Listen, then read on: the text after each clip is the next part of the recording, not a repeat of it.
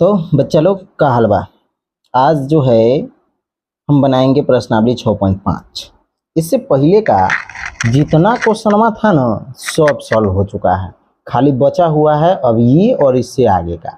इससे पहले का जितना क्वेश्चन बनाए हैं वो सब आप देखने के लिए प्लेलिस्ट में जाइए और एक एक चैप्टर का एक एक क्वेश्चन देख करके आप अपना सिलेबस कंप्लीट कर सकते हैं। आगे भी इसी तरीके से बनाते रहेंगे। आप भी इसी तरीके से पढ़ना चाहते हैं, एक एक क्वेश्चन का जवाब चाहते हैं तो हमारे चैनल को करिए सब्सक्राइब और इस वीडियो को करिए लाइक और इस वीडियो को कर दीजिए अपने दोस्तों के बीच में शेयर। तो चलिए शुरू करते हैं, ठीक है।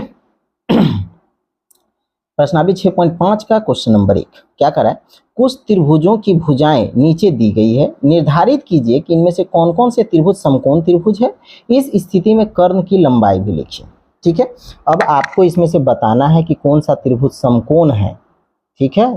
चार वो यहाँ पे त्रिभुज दिया हुआ है, चारों का भुजा त्रिभुज का बता देना है कि इसमें से कौन समकोण है।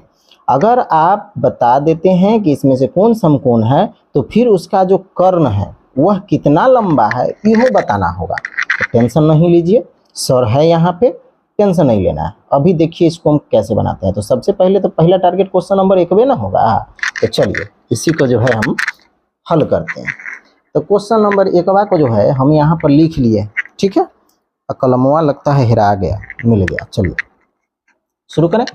तो इस क्वेश्चन का बनाने का सबसे खतरनाक जादू क्या होता है जानते हो, कि इसमें जो है ना कोनों दो गो त्रिभुज का वर्ग, दो गो कोण का वर्ग अगर तीसरे कोण के वर्ग के बराबर हो गया तो उस समकोणवा होगा, और नहीं हुआ तो समकोणवा नहीं होगा। बहुत आसान है। तो चलिए समझते हैं। तो सबसे पहले इसमें देख लेंगे कि कौन बड़ है कौन छोटा है। तो देखिए सबसे छोटी है ना, तो मान लीजिए कि ए हो गया 7, ओकरा बाद ई है तो मान लीजिए कि बी हो गया 24 और सी मान लीजिए हो गया 25। और तीनों में जो है ई जो है ना सी 25 इस सबसे बड़ है।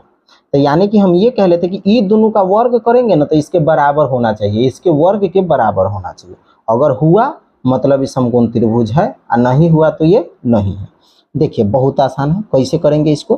तो ए का स्क्वायर अब प्लस बी का स्क्वायर इक्वल टू सी का स्क्वायर, फॉर्मूला हो गया, इसको फॉर्मूला बोलते हैं। चलिए ए का स्क्वायर तो 7 का स्क्वायर प्लस बी का स्क्वायर यानी कि 24 का स्क्वायर इक्वल टू सी का स्क्वायर यानी कि 25 का स्क्वायर, ठीक है।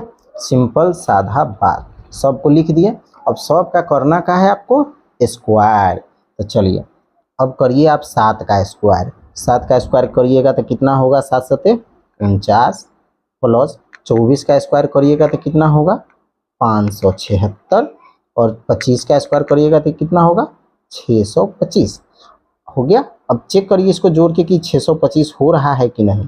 9 6 15 के 5 हासिल 1, 7 4 11 12 के 2 हासिल 1 5 1 6। देखिए देखिए देखिए देखिए 625 625 यानी कि ई दोनों के बराबर ये हो गया है ना। यानी कि यह क्या होगा, समकोण त्रिभुज। यहाँ पर लिख दीजिए कि यह एक समकोण त्रिभुज है। और समकोण त्रिभुज लिखने से काम नहीं चलेगा, इसमें कोई चीज और लिखना है। क्या कि इसका कर्ण का लंबाई कितना होगा। तो बबुआ यह बहुत आसान है, इसका जो बड़का भुजा होता है ना यही इसका कर्ण होता है। तो अब यहाँ पर आप ये भी लिख दीजिए कि कर्ण बराबर 25। और सब सेंटीमीटर में था, हम लिखना भूल गए हैं इसमें, यहाँ लिखें सेंटीमीटर। 25 सेंटीमीटर हो गया, ये हो गया आपका आंसरवा, ठीक है बबुआ। तो चलो अब मिलब दोसर क्वेश्चन में, तब तक के लिए bye, best of luck and thanks for the watching.